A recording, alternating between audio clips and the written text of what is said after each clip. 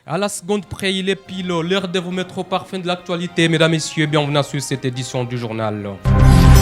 La justice congolaise resserre l'étau autour du célèbre prédicateur et prophète Gilles Moulindoua, désormais interdit de quitter la ville de Kinshasa. Les détails, c'est à suivre dans cette édition du journal. Et puis le coup d'envoi du tournoi de la paix a été donné dimanche 8 juin 2025 au stade de l'unité de Goma dans une ambiance festive et engagée. Mesdames, Messieurs, voilà donc tout pour les sommaires. Installez-vous pour les détails.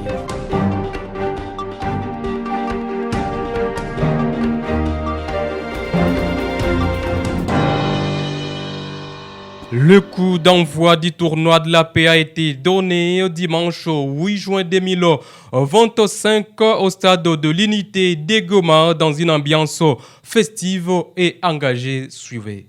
Le coup d'envoi du tournoi de la paix a été donné ce dimanche 8 juin 2025 au stade de l'unité de Goma dans une ambiance festive et engagée. À cette occasion, le gouverneur de la province du Nord Kivu, Bahati Erasto, a pris la parole pour annoncer des projets majeurs attendus depuis longtemps par les passionnés du football. L'électrification prochaine du stade ainsi que l'adduction d'eau potable par la régie des eaux. Cette annonce a été faite en présence de plusieurs membres de son gouvernement et des hautes autorités militaires, notamment le colonel Willing Goma. Organisé par l'entente urbaine de football de Goma, ce tournoi réunit 8 clubs de la ville et se déroule sous le haut patronage du gouverneur. Il vise à chanter ensemble pour la paix et à promouvoir la jeunesse à travers le sport dans un contexte où le football reste un puissant vecteur d'unité, d'espérance et de cohésion sociale. Le match d'ouverture a opposé DC Virunga Kivu United dans une rencontre amplement disputée. C'est finalement Légende Destin qui a permis à son équipe de s'imposer grâce à un bien inscrit à la 37e minute, scellant le score final à 1-0. Dans le second match, AS Kabasha affrontait DC Espoir. Après un temps réglementaire sans but, la décision s'est faite lors de la séance de tir au but, au terme de laquelle l'AS Kabasha s'est imposé 3-2. La compétition se poursuit ce lundi 9 juin avec des affiches au programme. L'FC Mwangaza VC, l'FC Goma Sport à 13h juste. Dauphin Noir VC FC Gol à 15h juste. Et puis les femmes vendeuses au marché KMB réclament la suppression totale de marchés pirates le long des routes, le long des artères dans cette partie. Deborah Moussenge, l'une de ces femmes, a dit à l'autorité urbaine que des cultivatrices rwandaises de la district de Rubavu traversent la frontière avec leurs produits qu'ils étalent au bord de la route. Elle exprime son ras-le-bol et indique que ceux qui restent au marché ne vendent presque plus à cause de ces femmes rwandaises. Elle demande ainsi à l'autorité urbaine de trouver une solution rapide et palpable pour permettre à toutes les femmes congolaises exerçant au marché des KMB de faire leur travail comme c'était à l'accoutumée. Elle s'exprime dans ses propos. Nous souffrons vraiment. Nous réclamons au maire de la ville de supprimer les marchés pirates le long des routes. Le marché spacieux et peut nous accueillir toutes. Que l'on ne vous trompe pas, monsieur le maire.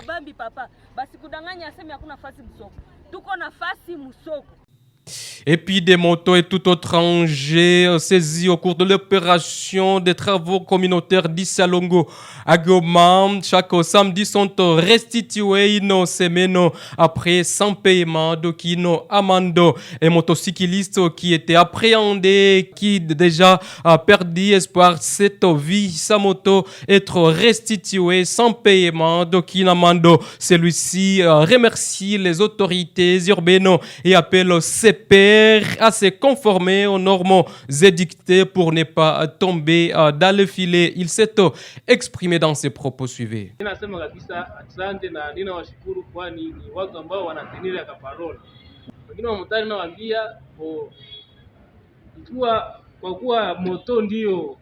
J'ai dit merci à nos autorités car ils tiennent à leurs paroles et je demande à d'autres motards d'être prudents les jours du Salongo, respecter les mots d'ordre en fait de ne pas avoir de problèmes avec les autorités. Je demande aussi aux adventistes qui partent à l'église chaque samedi de se préparer vite.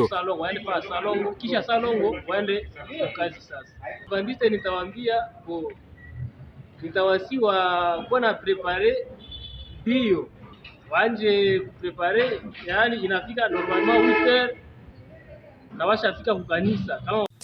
Et pendant ces temps, l'évacuation des immondices sur toute l'étendue de la ville de Goma débite le débit de cette semaine. C'est en tout cas ce qu'a promis le maire de la ville le week-end dernier à la presse, juste après les travaux communautaires appelés Salongo. Julien Katembo a reconnu les dangers que peuvent produire à la longue ces déchets en rassurant la population de sa juridiction de l'évacuation des immondices par des sociétés chargées de l'assainissement en ville de Goma. Julien Katembo explique ici en rassurant toute la population sur l'évacuation des déchets. Gérer c'est prévenir. Kuongoza ni kukinga. Kusema a partir ya leo tulishakamata mesure, population iko kimya. Nous rassurons la population de la ville de Goma que dès le lundi prochain, nous allons procéder à l'évacuation de ces immondices, que la population soit calme. La semaine prochaine, nous allons harmoniser avec les sociétés privées mises à contribution et les deux sociétés susmentionnées en vue de maintenir la propreté de la ville de Goma. Kusema ni kweli des sociétés Visionnet mu commune ya Goma na Chape mu commune ya Karisimbi na pamoja na zile sociétés privées.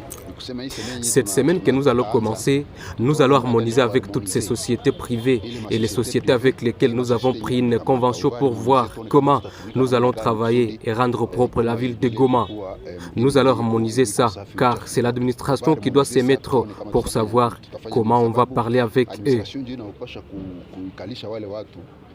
Et puis direction Nyiragongo dans cette édition du journal, le chef de groupement Moudia appelle ses habitants à dénoncer tout monnayage de l'opération des recensements dans sa juridiction au sujet de la présence des différents services de perception des taxes dans les territoires de Nyiragongo. L'autorité territoriale demande la vigilance de ses administrés. Il appelle ainsi la population d'exiger toujours l'ordre des missions avant chaque paiement d'une taxe quelconque. Il est dans ses propos recueillis par Michel Kakoulé. Anere mwenye atawanyanyasa mutuite, mutuambie jina lake ni nani na anatoka wapi. Wandugu wapenzi, tusikilizane. Veuillez nous alerter chaque fois que vous êtes tracassé par un soi-disant agent de renseignement, qu'il vous dise son nom, d'où il vient. Demandez toujours l'ordre de mission à tout agent de l'État qui se présente chez toi pour percevoir la taxe. Insistez s'il vous plaît. S'il n'a pas l'ordre de mission, donc c'est un voleur qui veut vous tracasser. De même pour les tenanciers des boutiques alimentation, soyons vigilants. Nous ne voulons pas tracasser la population. Les nouvelles autorités ne veulent pas cette pratique, s'il vous plaît. L'ARC M23 ne fait jamais ça. La société Roka n'a pas l'ordre de mission de travailler dans le Nyiragongo. J'ai interdit. Hapana. Si hatupendi unyanyasi ya kunyanyasa population. Hakukwake taxe ya anere, haikwake. Restons toujours dans le territoire de Nyiragongo et disons que l'équipe de mobilisation, de sensibilisation et recrutement de l'AFCM 23 en territoire de Nyiragongo était en meeting populaire samedi 7 juin 2025 dans le village Kiziba 1, notabilité Biankata. La paix, l'unité, le vivre ensemble sont entre autres le point inscrit à l'ordre du jour lors de cette activité qui a réuni plusieurs autorités coutumières et celles du mouvement. À cette même occasion, quelques jeunes ont rejoint volontairement l'armée révolutionnaire de l'AFC M23. Suivez.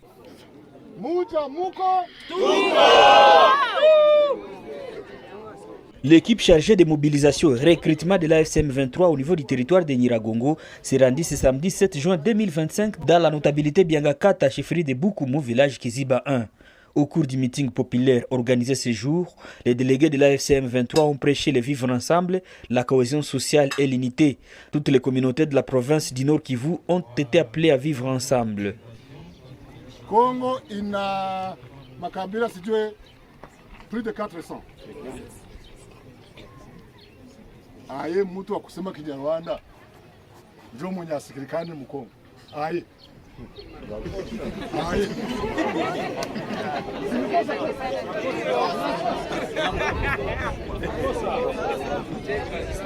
La population doit également dénoncer tous les détenteurs d'armes à feu. À tous les Wazalendo, personne ne va vous obliger d'intégrer l'armée révolutionnaire congolaise. Vous êtes libre de choisir entre la vie civile ou militaire, a martelé les coordonnateurs de l'équipe de sensibilisation, recrutement et mobilisation de l'FC 23.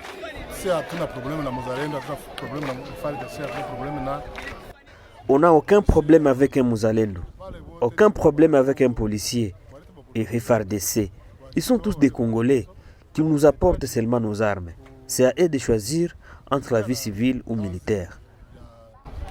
Sécurité kama jeshi kama polisi pata wakati nyuma ya kufunzwa na wenye hawapendi watarudia mraia. Nawaza ni ile.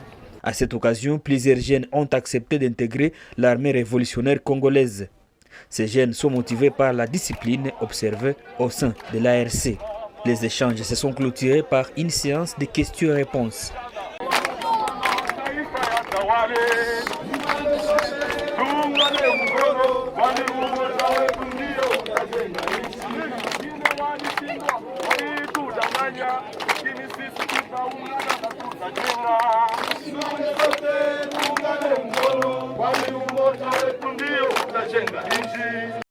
Un reportage signé Michel Kakoulepi, justice dans cette édition du journal.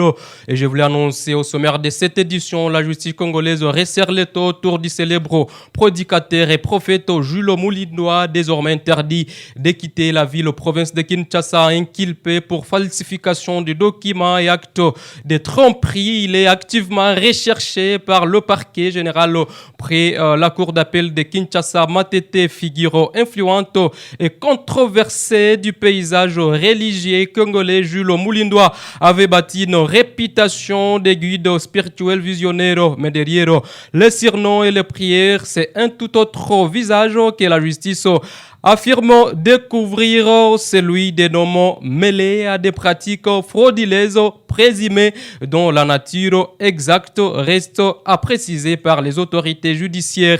Le ministère public, par l'intermédiaire du parquet général, a émis un mandat de comparution, voire d'arrêt selon des sources proches du dossier. Sa localisation actuelle est connue, mais son absence a plusieurs convocations amenées à une interdiction formelle des sorties du territoire de la République démocratique du Congo. Et puis pour finir cette édition du journal, direction Tanzanie, mesdames et messieurs, disons qu'au moins 28 personnes sont mortes samedi soir dans l'un des pires accidents de la route survenus ces dernières années en Tanzanie, ont annoncé dimanche les autorités de la République tanzanienne. Les frais d'un camion lâché, celui-ci entre alors en collision avec des véhicules dont un minibus qui l'a précipité dans une rivière du sud-ouest du pays, près de la frontière avec la Zambie, a indiqué dans un communiqué Benjamin Kuziga, commandant de la police locale. Parmi les 28 victimes figurent 10 femmes et 4 enfants, a-t-il ajouté, imputant l'accident à la négligence du chauffeur routier qui n'a pas contrôlé son véhicule sur la colline Pentu d'Iwambi. La présidente Soumia Soulou Hassan, dans un message sur X, a présenté ses condoléances aux familles des victimes. La Tanzanie est donc régulièrement endeuillée par des meurtriers, accidents de la route. Et voilà donc, mesdames et messieurs, ce qui vient mettre un terme à cette édition du journal. Grand merci à vous tous de nous avoir suivis et regardés de partout, et surtout, n'hésitez pas de nous abonner à toutes les plateformes de Yubi Media pour en recevoir plus d'actualités. Au revoir.